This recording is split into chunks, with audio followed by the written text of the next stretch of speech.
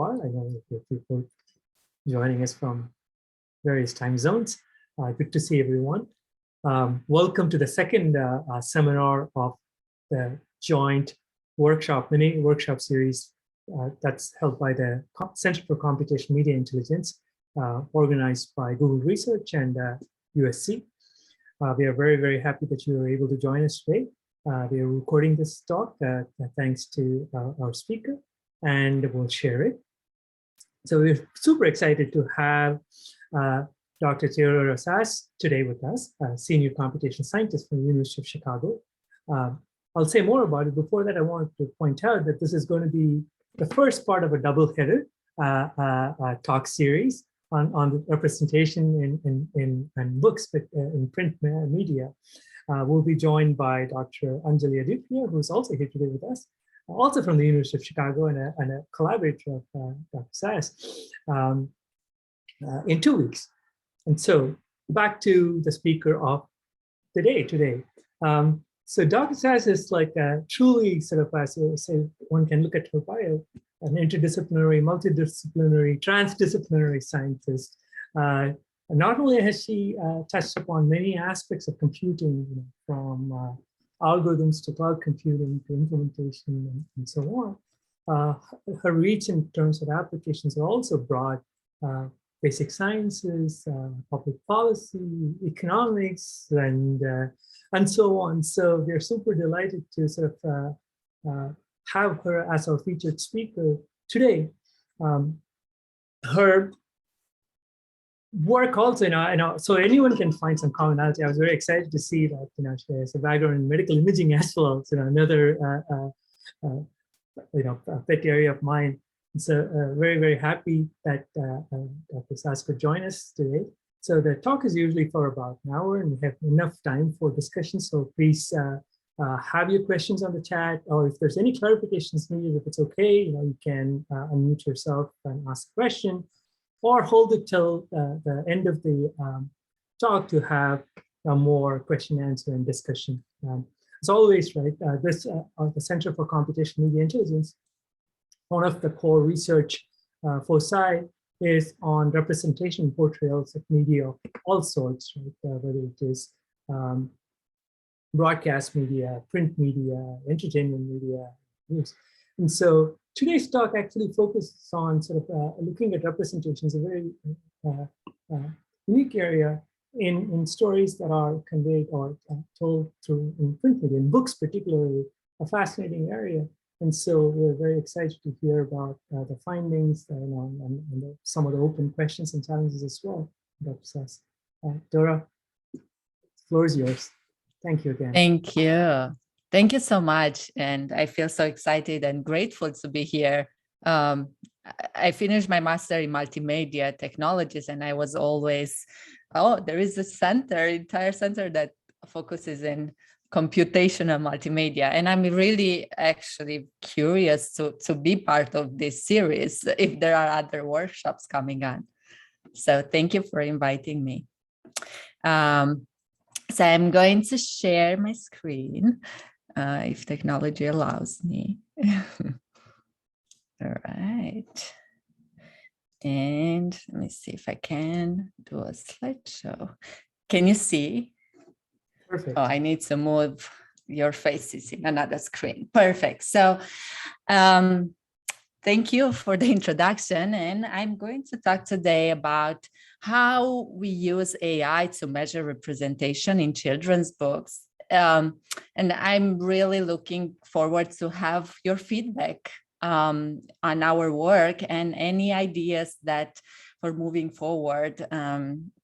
So I'm here with Anjali. She will be also in and out for answering questions. So our lab, it's called MIE, and you can access it here at mielab.com and see more of our work that has been done, and just follow us. So I like to start with a story of an invisible monster. And I want to ask you, you can answer in the chat, Can you see the monster in these pages? No, it's not a little doll here.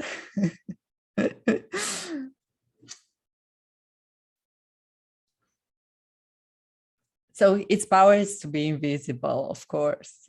And I want to introduce you to this little girl, that's Sophia. She lives by the beach. She says hi. And her dream, she has, as you see, it's a triangular head. Her dream was always to go to visit the mountains and feel the fresh air, hear the birds and feel the forest. And one day she wanted to enter, but unfortunately she could not because her head was triangular and the gate to the mountains was circular. So days passed, she came back, she grew old. She always dreamt of going to the mountains until she died.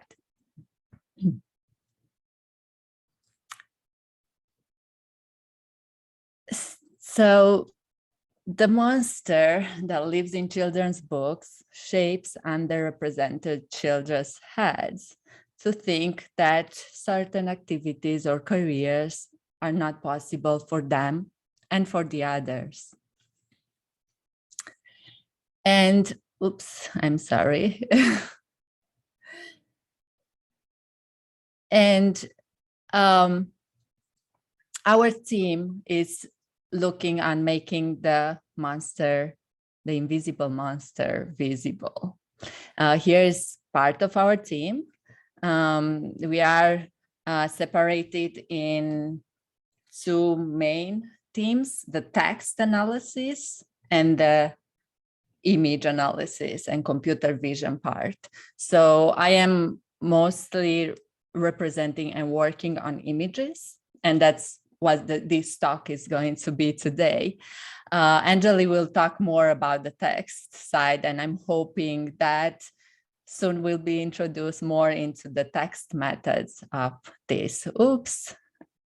I'm going to use this. So I want to pause here and ask you, do you remember a character that used to be in a book that you read that shaped your life?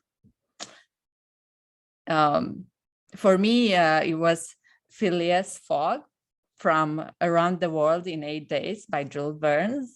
And no wonder I'm living in, this is my fourth country. I was born in Romania. I used to live in Germany and France and now US. And I'm actually excited to go and visit the world. What character was for you?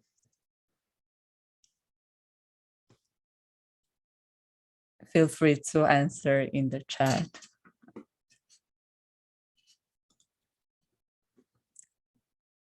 I'm really curious. You must remember one character. And you could answer as we go. The Little Prince. Amazing, yeah. Davy by Davy Shannon, a book about mischievous child. Max from Where the Wild Things Are. Very good. Now you give me some ideas of what to read next. My PhD must be my trials.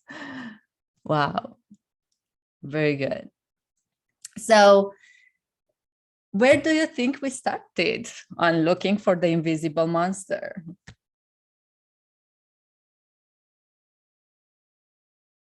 We did not start it with detecting cars, but it's a good, it's a good guess. In fact, we looked at faces and our brain is very much shaped to see faces everywhere. And here is one of my favorites too.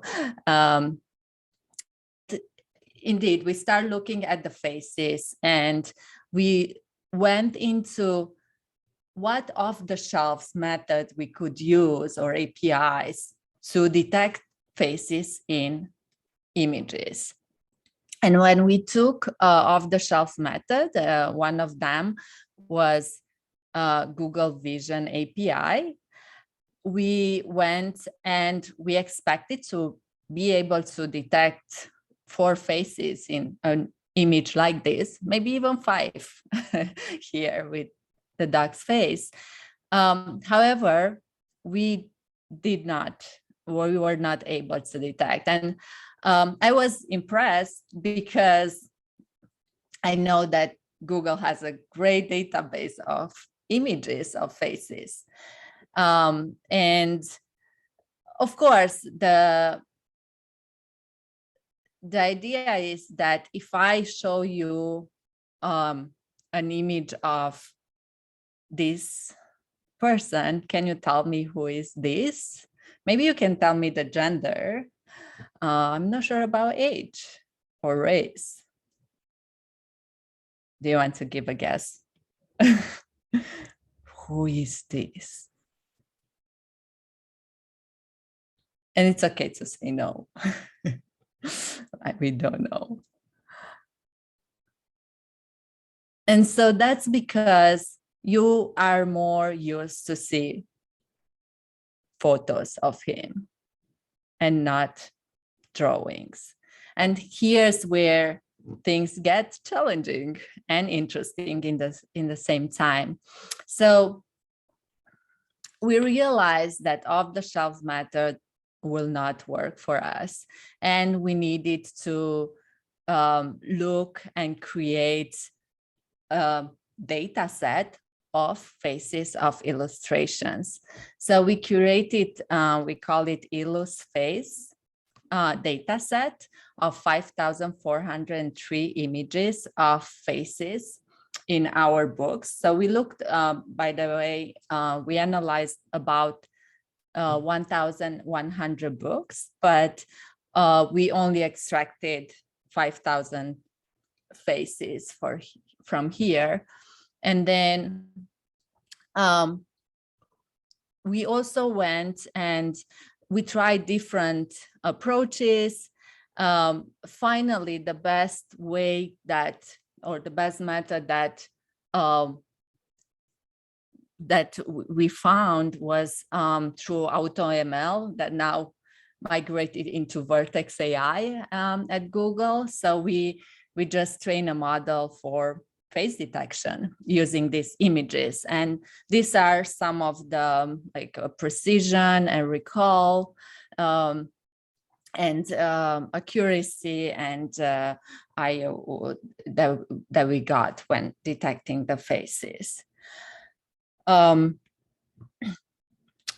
of the interesting results was that when using the now Vertex AI method, we were able to detect about 3 times more faces compared to Google Vision API.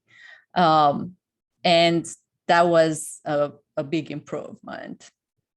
So for example, in one of the collections, in the left, you see the results we detected with Vertex AI for faces, and in the right with the Vision API. It's yeah, it's much less with Vision API. And this is just one of the collections. So in average was 3 times more faces detected with Vertex AI model. And we, of course, started at the beginning by looking at some very common data sets that probably are familiar with. I'm not sure, and I'm very, very interested to hear what type of data sets you are using in your work, but we looked at UTK face, which is all photos. So that's one of the challenges. There are very few data sets. And I could give you an example that we compare our method with.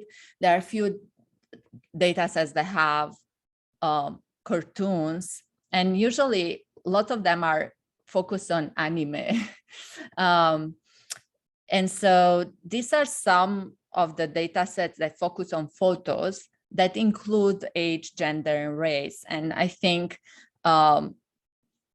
one of the state of the art is Fairface, which is trying to balance the data in function of age and race. So of course, we started training models using Vertex AI with Fairface and UTK Face. But when applied to children's books, the faces detected with children's books, we were not able to get good results. So that's where we had labeled 980 faces for age, gender, and race. So we had several labelers, and each one, so each image, each face was labeled by 3 different labelers. And so we extracted the label that, of course, there was a lot of discussions and a lot of the interliability rate was so-and-so, but we only chose images that were at least labeled the same by 2 raters. And our pipeline for this study looked something like that. So we use face detection using, and we call it FDAI in our papers, but it's literally Vertex AI. And then we compare with the predictions using UTK Face and Fairface data set. And then and FCA is our method, our data set that was passed through Vertex AI. So both of face detection and feature classification methods were trained using Vertex AI, which previous called AutoML. And because I'm still keeping it in AutoML, we decided to keep this name. So we look at age, and we had 5 categories for age: infant, child, teenager, adult, and senior, and gender, female, male, and race, Asian, Black, Latinx, and other. One thing that's not represented here, we also had the label, which I think it's, I'm trying to promote more on public data sets that do have the label onshore. It's very, I'm not seeing that enough. And some of the results in our books that we got is that we see here, there were about 3 times more adults in children's books than children. So if these books are made and written for children, the question is why more adults are represented. And of course, no wonder the white race is predominant compared to Asian, Black, Latinx, others. Yes. Doris, is it okay to ask a question? Of course, please. Sorry, since you're talking about these distributions, can you give us some insights on the data distribution of both in your test set and how you in your annotated set, so that we can contextualize these numbers, and also sort of any thoughts on the confidence intervals or error bars? Mm-hmm. And when you mean test set, do you mean the set that we is not the evaluation, correct? Right. So in the previous slide and the current slide, right? So you were presenting results, right? Mm-hmm. So you had 980 images that were annotated. So Mm-hmm. what kind of distributional statistics did you have in these perceived categories, right? Because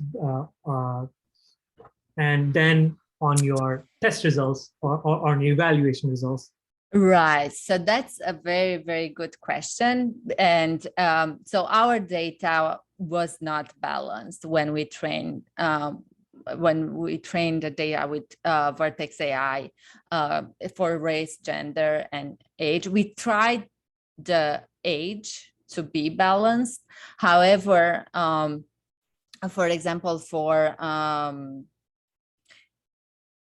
the Asian was hard to really go and find represented faces. And I remember that for Vertex AI, they have a minimum of 10 label faces per category. And I was going and just asking the manual labelers, can you give me one Asian face, because I don't have enough function of white. So I think I need to go and check these numbers, and they are in our paper that I will share with you. But there were about maybe like 15 Asian and 30 Black, and then lots of white images. So it was not a balanced distribution. One of the things that actually I assume the Vertex AI takes in some way into consideration unbalanced data, but I'm not sure, since it's a little bit of a black box.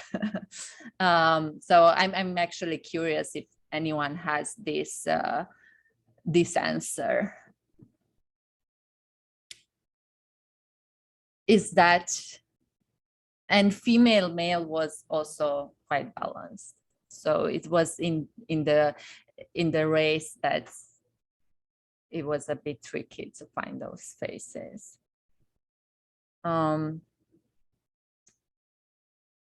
Did I miss anything, Shri?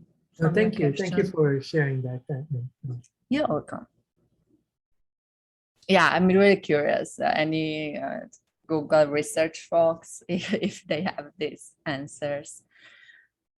Okay, so one of the other areas we are looking into is, there is on one side race, but there is on another side skin color. And I know Angelique can tell you more, and she will tell you more on why, from a social sciences perspective, skin is different than race. I think in some ways, part of the answer is that children are first exposed to color and skin color compared to race. They are then educated about race, but first they see the skin color.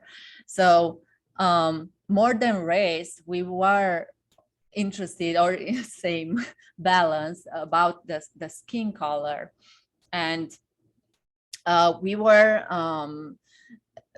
now developing, I mean, we developed a method that is not yet published, but for detecting skin. And we went into areas. So a more traditional area that's here below. So first, we use the same method for detecting the faces, and then we found out we wanted to segment skin, and we found this method called fully convolutional neural network with conditional random fields.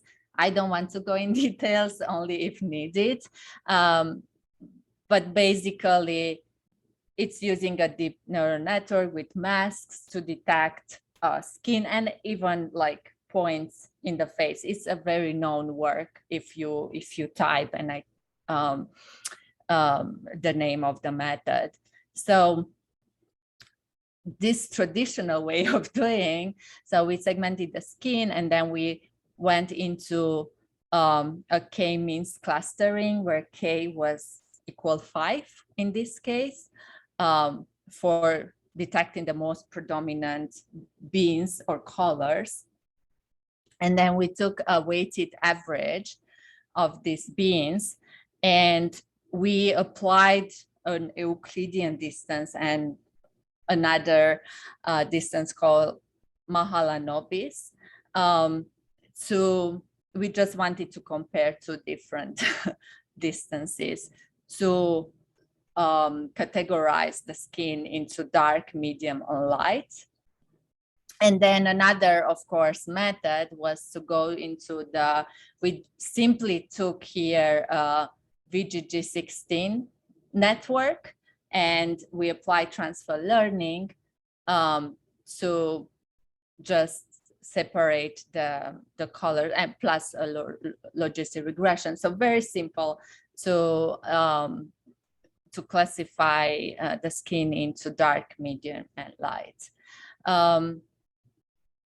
I don't want to go much into this, but if there are ways or similar methods that you applied, let me know, or if you are interested too. And we compare, of course, these two methods, and here you can see some of the results. So here we looked mostly, we wanted to see illustrations and photos. So illustration means really faces that were drawn, cartoons, and photos is faces in photos. Just to give you there were in general many more face drawings or illustrations than photos. That's why we very much focus into analyzing drawings and illustrations. Now you see here mainstream and diversity, and that's really the way we split our collection of books, because there were, for example, mainstream, we consider some children's books that have awards, and that's most awards like Newbery and Caldecott awards. And then the diversity are awards where were selected because they highlight the experience from people that were historically underrepresented for race or gender. So that's where the separation comes, and that's where it becomes very interesting, because we see that there is an impact on the collections where diversity comes in, and across skin colors, we have more uniformity compared to mainstream, where we have predominantly white, both in illustrations and in photos.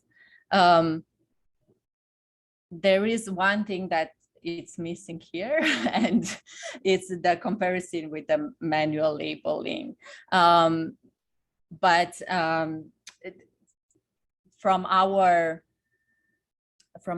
comparison, the CNN methods perform much better than the more traditional, where we went through skin segmentation and then clustering and then distances to get to label the skin.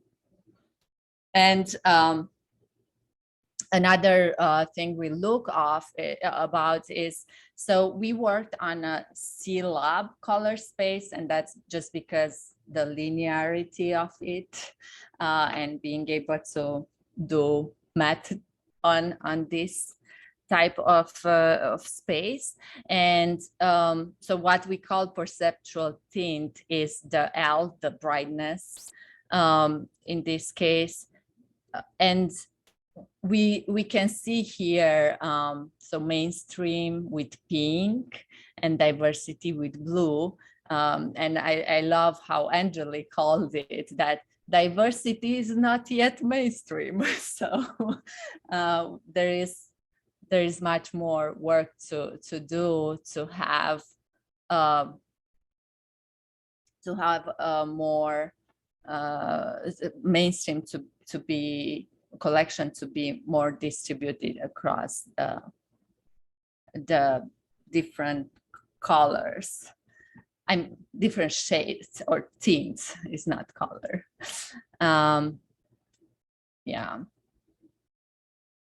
One of the things that I want to say is that, of course, all these methods are as good as the manual labeling is. And in some ways, a lot now we go and look into how can we double check or have more people looking at the images for age, gender, and race. It's very hard in illustration to go, and it's in some ways for me it's interesting because one of the questions I'm asking myself at night in bed is it normal to apply these labels of age, gender, race that are applied to humans to cartoons? Or maybe we should go and look for something more original or something that represents better cartoons, or I don't know. It's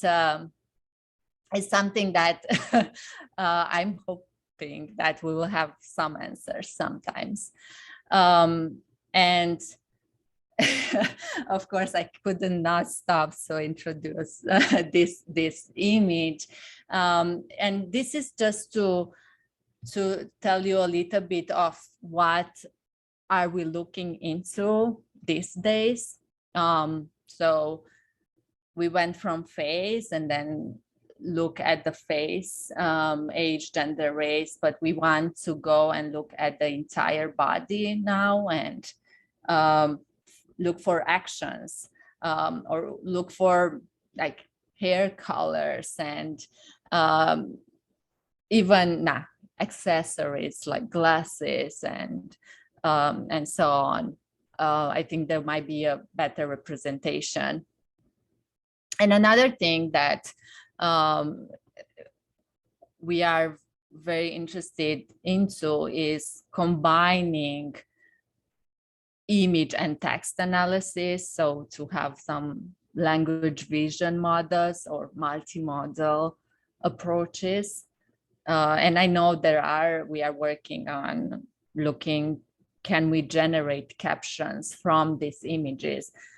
Again, with the challenge that there are a lot of data sets and models trained out there that are trained on photos and are very good on detecting. Most of the time we put this kind of illustrations in those caption generators that will say, oh, there is a drawing of something, a building. So it's not, or this is a drawing, or there is not much understanding on what's in the image.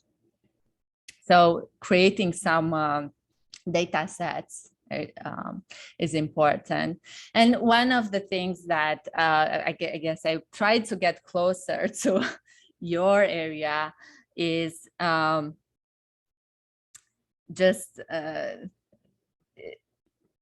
that how much representation matters. And I remember the story of LeVar Burton, that he was, as a kid, looking at Nichelle Nichols, and he was like, one day I will go and be in the TV show. And then his dream came true and appeared in the show. So some of the articles that you could look into are here. I think I was a little bit short, but I'm actually really looking forward to conversation. Yeah, thank you.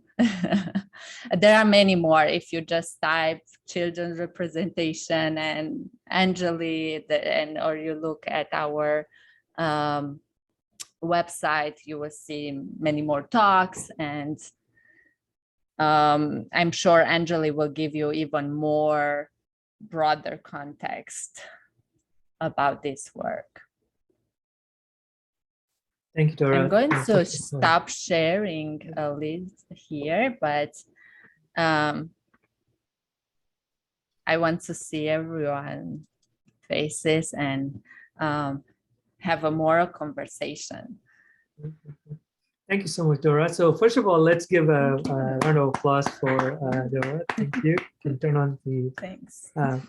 Yeah, for those who are able to and don't mind, you can turn on your camera because this is, as we pointed out early on, is like a more workshop style seminar series. So, so as you heard, the some of the approaches and open questions and challenges, kind of deriving representations from print material, especially in books, not only photos, but illustrations.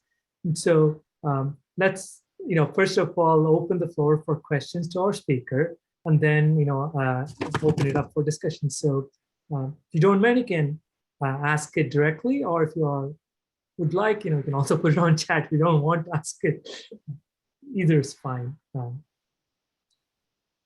Who's going to ask the first question? I can go first. Thank you again for the presentation. It's a really interesting kind of examination of certain elements of representation. One thing that came to my mind is sort of related to some of the work that we've done at SAIL in regards to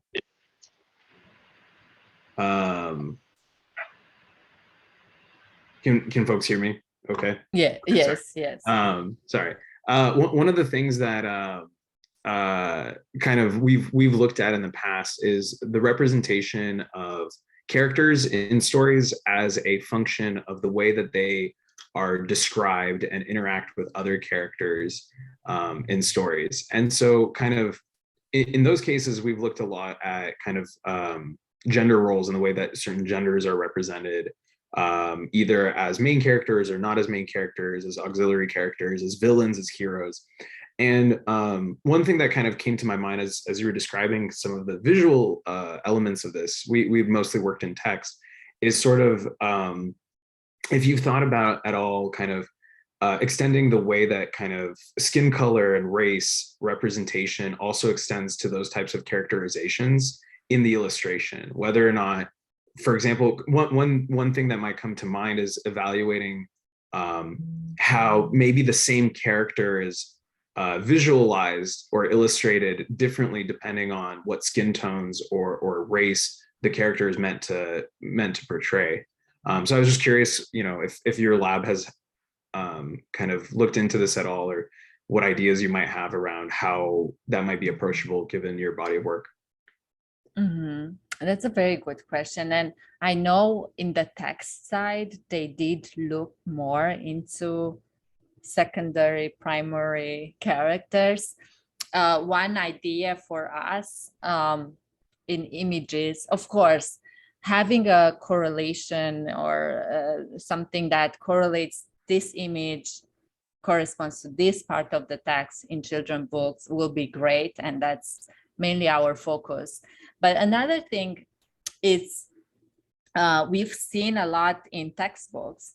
For example, there is a Black boy or woman depicted, or girl. However, she or he has a secondary role and it's a little bit tinier, and that's where actions are coming into. For example, most of the time we were seeing, and I mean, we need to analyze this, is maybe the white boy doing the action while the Black or underrepresented kid receiving the something, or just looking at how the main character is working on the computer, or the female being near the male character that does the action of, I don't know, typing in a computer or something, or even what activities there are. You could see a lot of girls or women depicted as cooking, and while boys are more into technology. And so this type of actions, but also I think one of the papers I've seen is literally who is depicted, like if we could have a way of doing depth in image to see who is in the front. Yeah. Yes, Kamal. Can you hear me now? Yes. Oh, perfect. Thank you for that talk, Dora. That was great. As a kids book author myself, one of the things that we tried to do in the latest book that I published was to increase gender diversity. And you did show a screenshot of many kids lined up doing stuff.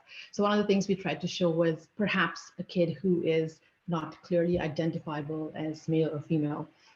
And I was wondering how like your visual classification, or even like visual classification combined with certain text-based NLP processing would cover genders beyond just male and female. Is that something you've experimented with? Any learnings from there? So I'm sure Anjali will say more about this because it's more of things that we investigate. But I guess the closest to experimentation is this label of unsure, and that's okay. But also now that there are lots of, for example, in children's books, animals that are characters, and then how do we know the race of, or the skin color that's green or blue? For the purpose of the results that we gave, we actually discarded all the how do we call polychromatic skin that was detected, and that's where actually we introduced the tint instead of skin color, like a darker tint maybe works better there. Right.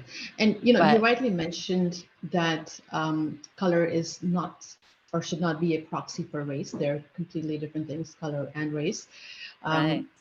And I think, there's, of course, the visual detection of color, but then I think there are also a lot of textual and contextual signals that we can rely on to understand someone's race, using things like headgear, for example, would be one. So any experiments around that? Not yet, but we will get there. One of the things that's for us is really what accessories around the face are, even the glasses or hair color. I know Anjali was interested. Sometimes you can get information from the eye position, nose, but I think right now we are experimenting in many plants, but I think a lot of the unknowns from image and text separately will come by combining them together, and then maybe start looking more into text and more into image. Right. Cool. I know Shri has a question, so I'll pause for now. And one of the things that I wanted to add, I'm reading this comics book. It's not a comic, it's Understanding Comics.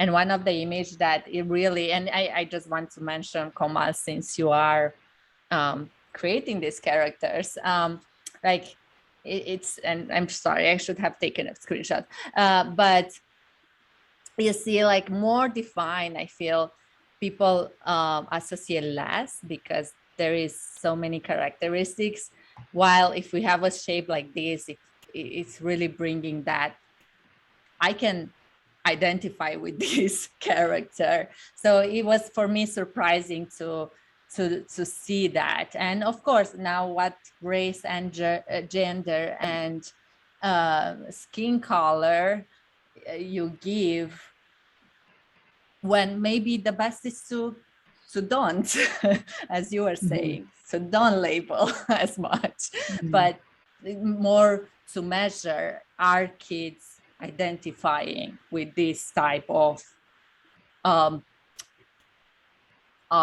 drawings about themselves.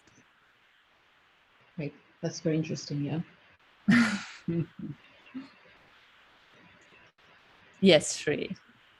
Thank you. Thank you. That was very cool. So I don't want to take up time. Other people have, please raise your hands or jump in. But if not, I will ask one question. So this is about, your insights and experience with the data labeling exercise that you have done. So you're chosen the three sort of, representation, say categories for lack of, age, gender, and race. And each of that you had made specific choices. They're all categorical in some way. So can you share what insights, why did you end up with those, right? That way of sort of, quantizing the age spectrum or the binary race and the choices for gender. What was behind that? Yeah, so it's a very interesting question. But I'm afraid that I cannot answer myself, because every time I was trying to decide, I was just looking at what other people did and then asking Anjali, do we want to keep those labels or would you like to have different representations? She will give much more context about, and that's where her work and her contributions are coming in, because she gave a lot of thoughts on what are the correct labels from her point of view. So I'm going to stay away from that. But one of the other things I've seen in the chat that someone asked on the manual labelers. Let me just look. The age distribution of the annotators. And that's important because a lot of our annotators are just research assistants. So there will be undergraduate, graduate students at university. They are very ambitious and eager to help us. But we are thinking that, well, can we show and have kids label and looking at different distributions of age? So yeah, thank you for that question. Yeah, in fact, the related things, right? Given that, say, you have a reference set of labels or categories that you are trying to sort of decide on, the aspect for particularly the computation methodologies for sort of reflect the perceived as aspects of these representation, given the references, right? Whether it is those 5 categories, bins of age, and so on. So how many annotators, right? You mentioned that most of them were research assistants or students. How, per experiment, right? Did you have enough statistical power? So what we are curious about is the distributional aspects of these perceived categories, especially from illustrations, right? Because these are somewhat different from photos, and they also bring their own sort of mental model to what these categories are. And so that we're very interested in knowing about how these distributions of the perceived representations came out in your data. You said like 3 annotators, I may have missed it, or per sample. Yes. So we did have 3 annotators per each phase. And we did calculated inter-rater reliability score. I'm trying to see if I could find that piece of information, but if not, I'm happy to give it. Let me.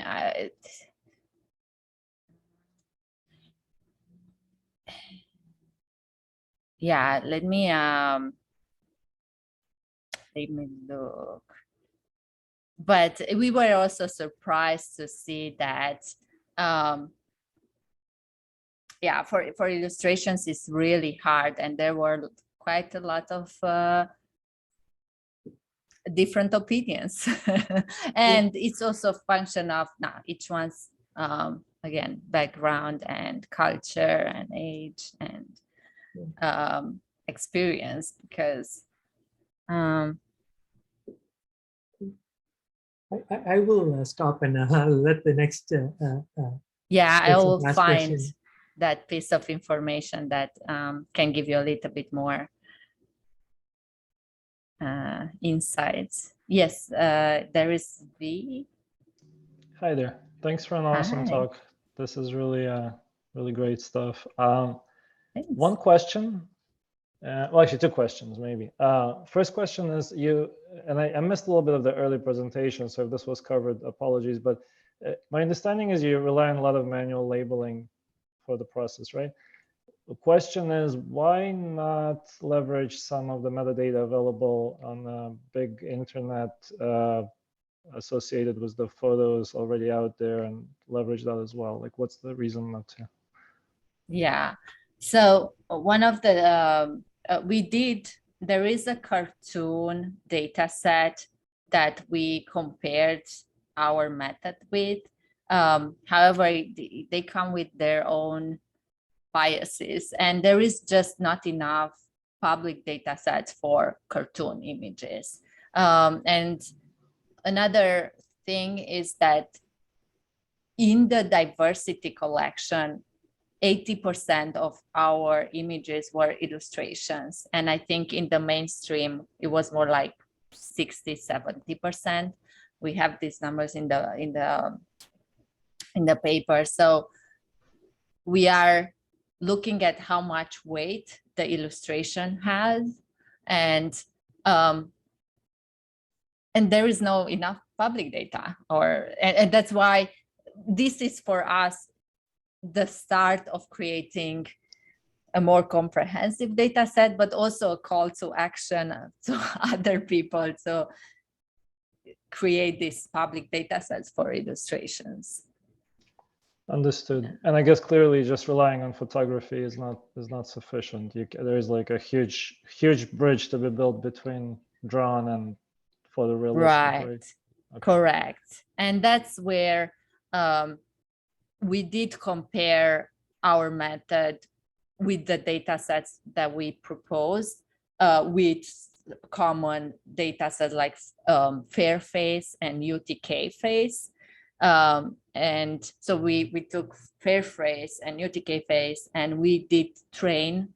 I think UTK-Face was trained using Vertex AI, and then we got our data set trained using Vertex AI and then applied to the test data, and we just were not getting good results. And in fact, right now, everything that we developed, we kind of see that it fails on illustrations very, very badly. And it's from the face detection that starts failing. So no wonder that, any other features are very, they're not easy to get with the data sets that we have. Okay, so let me just share a little bit the screen for Shri.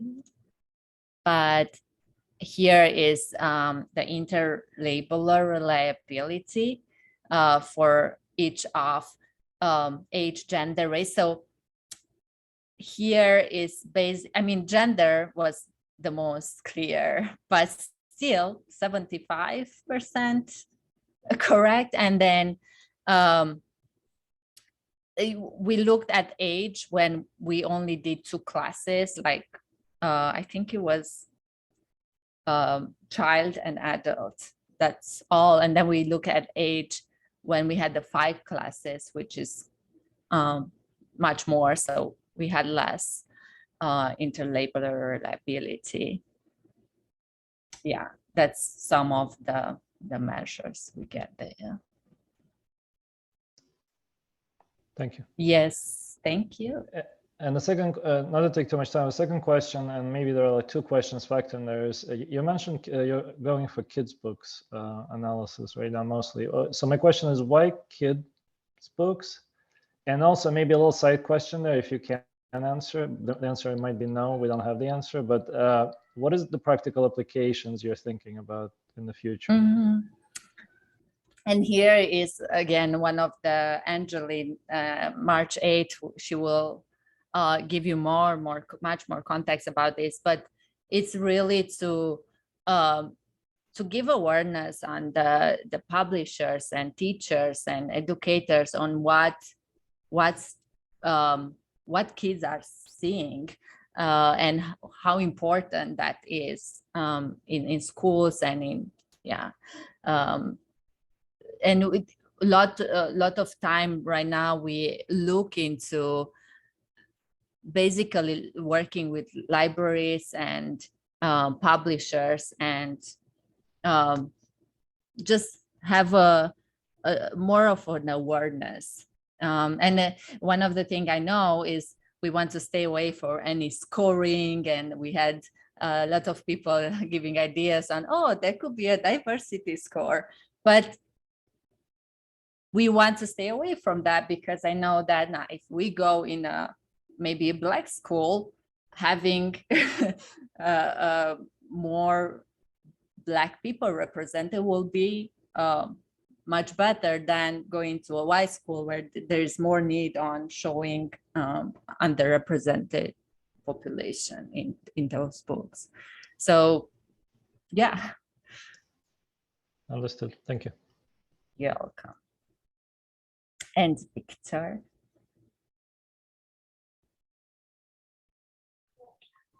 So kind of one of my questions that I became interested in was one of the things that kind of also comes hand in hand with the way that we illustrate typically people of different races or cultural backgrounds or genders is the use of caricatures as well.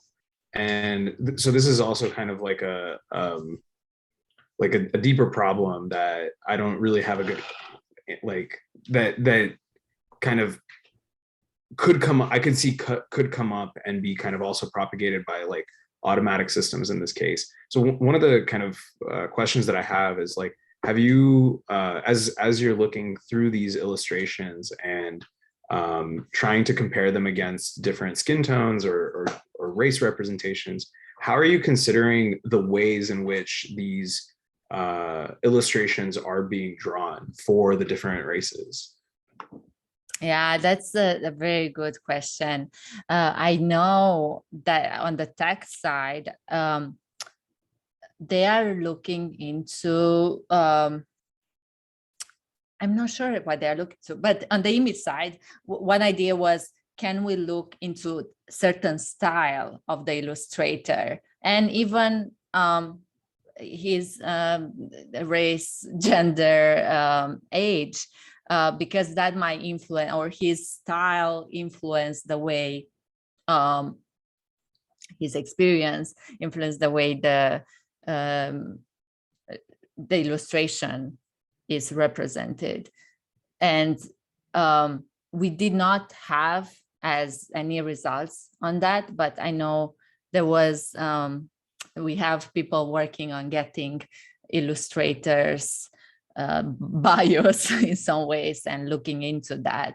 And I mean, even moving forward, like topics into the style transfer, how will this particular drawing will look if we will be this other person or illustrator drawn, it will be drawn by this other person. And I don't know much about style transfers, but if you have worked with those or any suggestions will be really appreciated.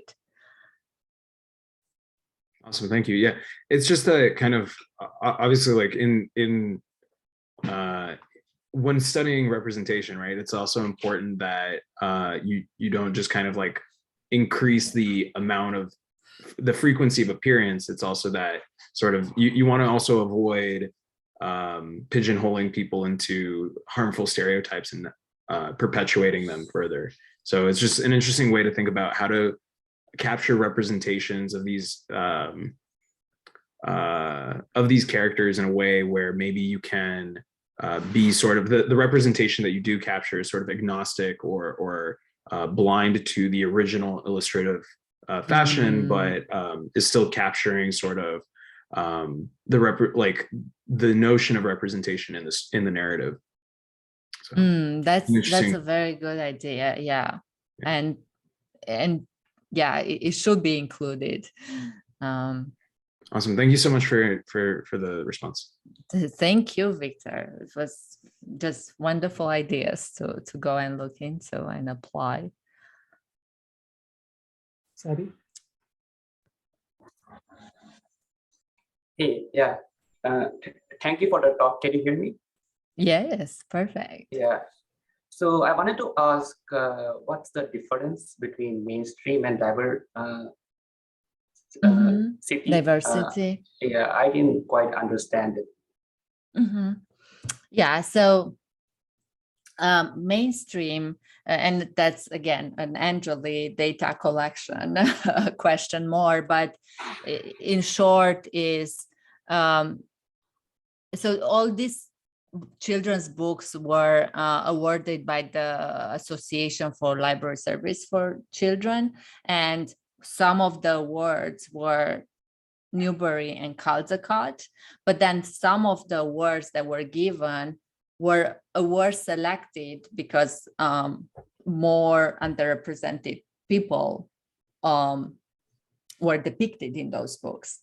So diversity are those awards, and I think, like for example, an award, and I make it up because I don't know, it could be like woman representation. So that book was awarded for having more women represented, and that's where diversity books. It's a collection where more is known from the award that more underrepresented people are depicted, compared to mainstream, where it's just a collection of very known and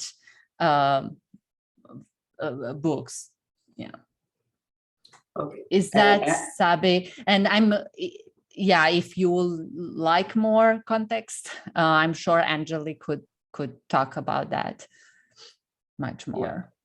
Oh, Angeli is here. Oh, so yeah, she could. Would you like her to respond? Angeli, the question is, what's diversity books? What's the difference between mainstream and diversity? Yeah, so basically we were drawing from books that had been featured by the Association for Library Service to Children, which is a division of the American Library Association, and they basically have a whole set of children's books, and two of the oldest are the Newbery and the Caldecott Awards. The Newbery Awards go back to 1922, and the Caldecott Awards go to 1938. If I'm repeating anything, feel free to stop me. So, but they are very mainstream. Like they show up in classrooms and libraries. They are more likely to be purchased and checked out from libraries as well. You see more Google searches for them. But up until 1970, not a single African-American author, for example, had ever been recognized. In fact, only one author of color had ever received one of those awards. And so they actually created the Coretta Scott King Awards in 1970, specifically because to recognize books that centered the African-American experience. And then it was followed by a whole bunch of other awards, like the Stonewall Awards, which highlighted the LGBTQ experience, the APA Awards, the Amelia Bloomer that turned into the Rise Feminist Awards, which were highlighting, we're supposed to highlight more females. And so by looking at these, like the diversity collection versus the mainstream collection, in some ways, you could actually think of the mainstream. People might assume, oh, the Newbery and Caldecott Awards, these are, books of the elite liberals already, right? Because they are something that get quite a bit of press, but, they are very specific that they are just focusing on books of high literary value, not trying to center any particular identities, whereas the diversity books, are books specifically trying to center underrepresented identity. And so, or underrepresented identities, in which we lump all of those collections together. And, I think of that as kind of an upper bound of the representation you might expect to see because they are receiving these awards.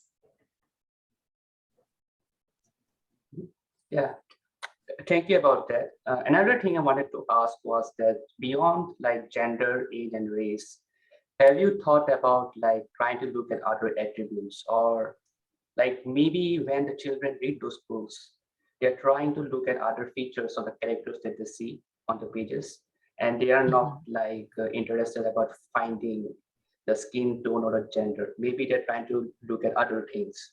For example, maybe they're interested to find whether the main character in the story, like what's his job, maybe what's his or her job, whether she's a scientist or whether he's a doctor, etc.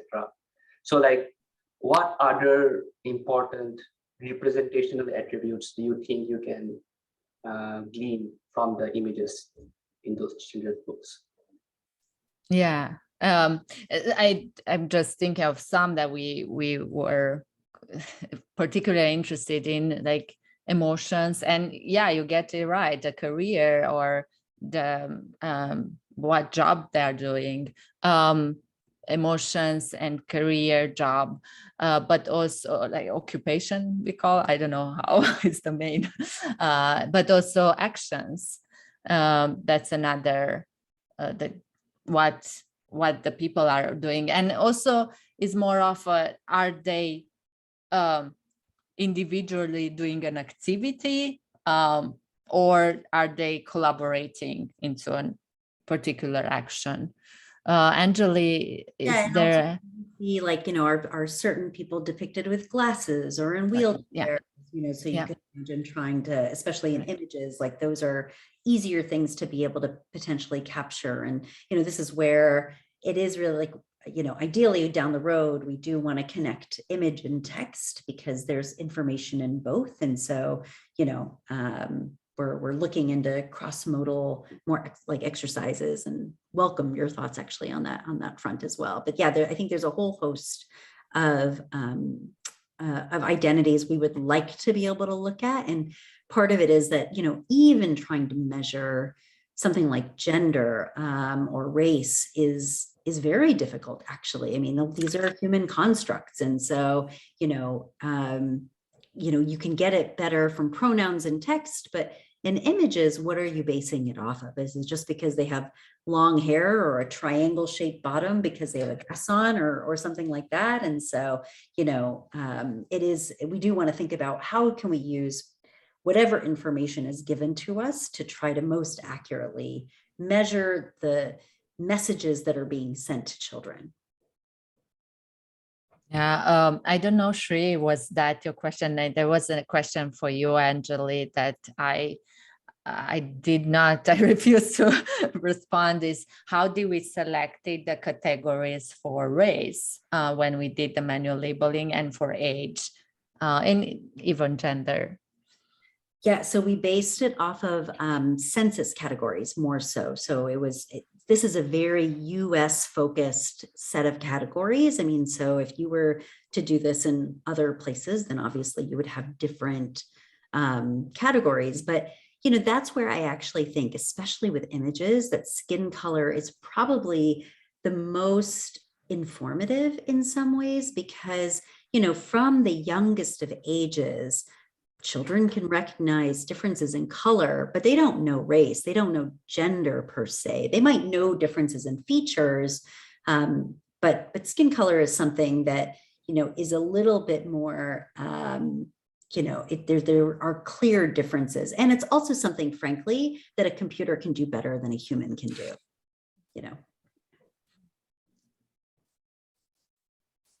Other people have questions, because I'm asking too many questions. I think I want to make sure everyone has a chance for discussion. Kamal, I was seeing your presence versus portrayal. Would you like to comment a little bit on that? Yeah, so I think that's something you've touched upon already. And I guess what I was trying to say was, certain characters from underrepresented groups might be present, but they might not be portrayed in, let's say, a leadership role. They might be kind of perpetuating stereotypes even more.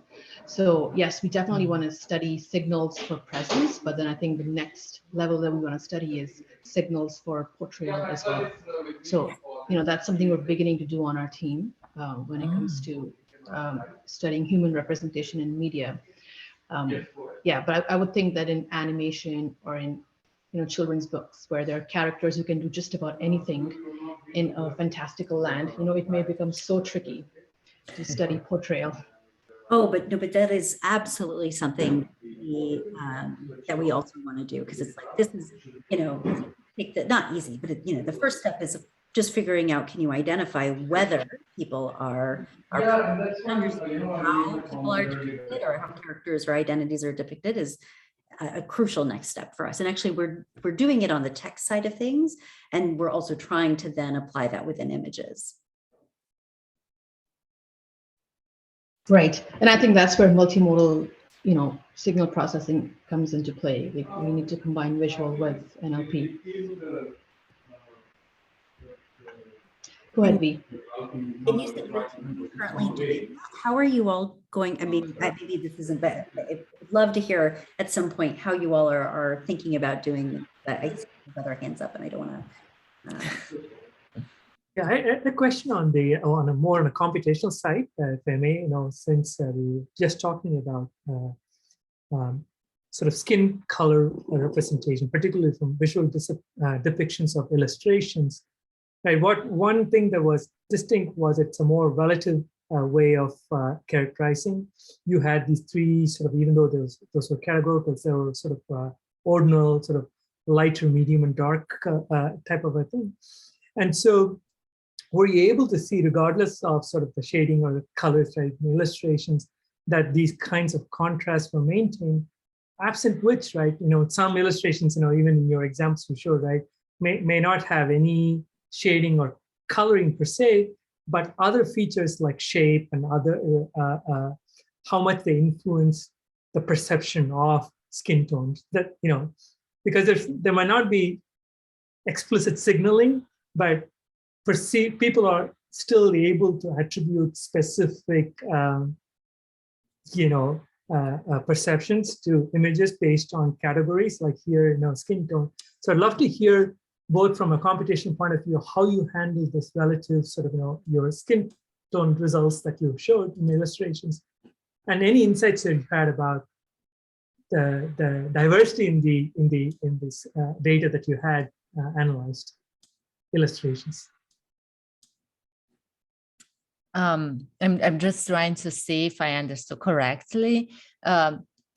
So the insight on how did we went on assigning a label, and I think I did not get function of the shape of the face. Yeah, so the skin color were on illustrations, right? Not photos, right? 80%, you said 80% of your data were illustrations. So they had some way of people assigning some coloring to that, right? It's not necessarily skin color, but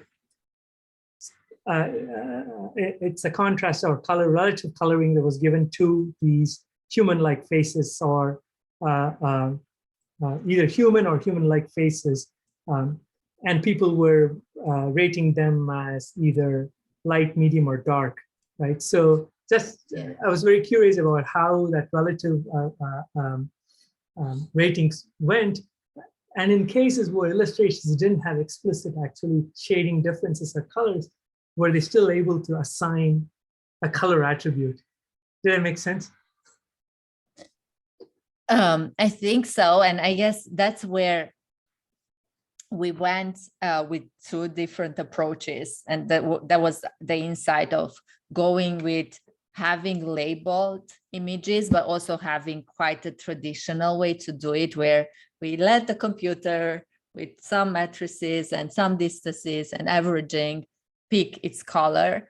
And that's because we really, the only constraint probably we gave to the labelers is to really look at the color of the face and not at anything that, and I know we do have, Angela can tell you the butterscotch effect, that like some of the illustrations could have this very light face, but then is a black person depicted. Yeah, I think in these cases, in some of very, like, where is a lot of confusion, we just let it go, and we didn't use it for training. But yeah, there was no much constraint on our part, and I guess that's something that we wanted to stay away from. So But that's fascinating, though. Those are very interesting things to. Yeah, it's great observation. I don't know, Angela, if you have anything to add to this. I mean, it was really like, in some ways, some people say, well, what's the ground truth when it comes to color? And what one perceives, actually, we found nationality of our coders, our manual labelers, mattered tremendously. You know, one of our coders is from India, and everybody was like everything was light skinned. Like, you know, even people who clearly, from a US perspective, would be considered to be, you know, dark skin, were suddenly like light or medium. You know, it's just because it's all relative to what it is that you're used to. So in some ways, that's why looking at the inter-rater reliability is so important, because, you know, it's like, and having multiple coders is so important, and to say, okay, well, for which population, who are we trying to, you know, generalize to? And, you know, that's why I think this whole pixel-based approach is really powerful, because, you know, as humans, we do a terrible job actually assessing skin color or color. Think about the blue and black dress versus the white and gold dress. Like, it was an internet phenomenon. If we can't even figure out that, then it's going to be hard enough to say different shades of brown or beige. And so, you know, this is just the beginning of just trying to say, and, you know, the reason that we used to say, oh, try to assess the actual, like, you know, what is on the Fitzpatrick scale or on an emoji, but even on the emojis, like, right, 5, trying to figure out between the medium versus the lighter, our coders were all over the place. So we said, let's keep it simple and say, Yep. What about light skin, medium skin, dark skin? And even then, it's very, very tricky. And so we actually had my children do some manual coding, because we wanted to see it from their eyes as opposed to adult eyes as well. And, you know, it is interesting to see, like, there is this perception piece, which, you know, certainly when trying to train some sort of deep learning, you know, approach, like, that is going to be based off of the human raters, as opposed to coming up with some continuous measure of, you know, perceptual tint. So plus one, there's many agreements to this. This is, I think, we'll dig deeper in our next second part of this series, but I want to give the floor to V. V had a question. One thing I want to add is just because I just got this Pixel 6 phone, and they have now for camera introduced that preserving of the color effect, because the cameras need light, and a lot of cameras portray very bright faces, especially in portrait mode, and not preserving at all any natural colors. But that's is all right. Sorry. To quickly respond to the question in the comment box. So our methods, we're so early on in all of this that I think right now we're relying on a lot of human curation. We don't quite have methods yet, but I think that's why we're here and learning about opportunities. This is very exciting. At some point, this could be automated, and computer could, like you said, computer could do a better job probably than a human can. There's less bias. I had another question, but a comment. Emotion was mentioned earlier on as one opportunity, and I'm actually in the process of getting certified for social emotional learning, because it's a kind of an interesting topic to me. And what I learned is that this is just as important as everything else that's being talked about here. Mental health of kids.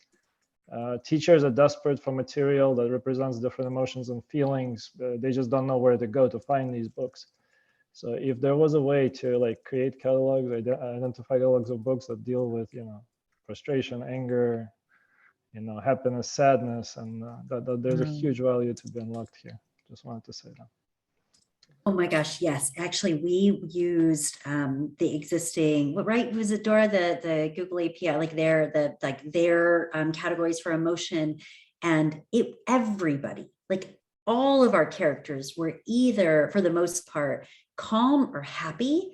There was basically no sadness, no fear, and it's like, we are not modeling this for children. Like, you know, even if in the text they say, oh, someone was upset, there's no visual, like, this is how, like, these are normal, healthy emotions. And there are healthy ways to actually process this, but we are not modeling that in these books that we are giving children every single day. And so, yes, absolutely. And, you know, part of it's like, we don't know, well, how well do these, you know, models do necessarily, but certainly at least as the models that are there in picking up what's in our books, we just saw basically no variation. And it's really, really so important. I see there's a question by Nevin asking if the kids' results were similar or different from the adult coders. You know, I don't know, Dora, if we actually looked at the difference between their codes and the others. We could certainly look at that, but I don't remember. Yeah, we did not add it as in our results, but that's to be next. I know Anjali was asking the kids, but I'm not sure if I ever see these results. We need to double check. Yeah. The other dimensions. We analyzed them separately. I think we put them together. Right. Yeah, Right. yeah. Oh, I see. Yeah, they actually sort of the other dimensions of representations, whether it is ability, neurodiversity, appearance, and all these things matter. At the same time, as it's becoming apparent that considering for many of these social constructs or perceived constructs, even those where we think there's a biological reference like age, right? You can say, there's all these subjective perceptions are different. And considering the background of the perceiver, right, perception models is also important. So you can't look at just the depictions particularly if you're modeling the perceived attributes as against disclosed ones that are given by the person or the descriptions in the text. So it's a fascinating area. I know we are coming close to time, so I wanted to make sure I announce again that the part 2 of this double header, as we promised in the beginning, will be led by Dr. Anjali Adukia, March 8th, same time, 12:30 p.m. Pacific. And so we can have deeper discussion and get into some of the, hopefully the social scientific interpretation and all the aspects, including of children's books. Any final questions or thoughts? I also see that Sagar had mentioned that even photos are actually, depictions, not, just like illustrations. If you think about the spectrum of depictions, right, of people, like real, like, and so, and they are perceived differently depending on, which lens you're looking through, which filter you're looking through, right, with which camera, which, transmission channel. So I think these are very, very interesting points to consider when you are thinking about this question. Yeah. Especially that we look at these children's books over time, where 1920s, there were the cameras were very different or were more scratches, and so it's evolving over time. Yeah. So. Cool. Well, we're right on time.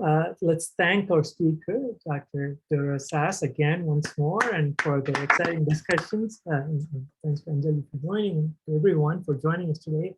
We'll make the recording available on our CCMI website. Thank you again, and hope to see you in 2 weeks, because we got an extra bonus talk. So this time, it's great. Thank you. Everyone have a great day. V, are you still having your hand up? Would you like to ask a final question? No, apologies. That was okay. That was meant to be done. Okay, all right. Just making sure. Thanks, everyone. Thank you. It was Yeah. great Thank talking you to so you. And much.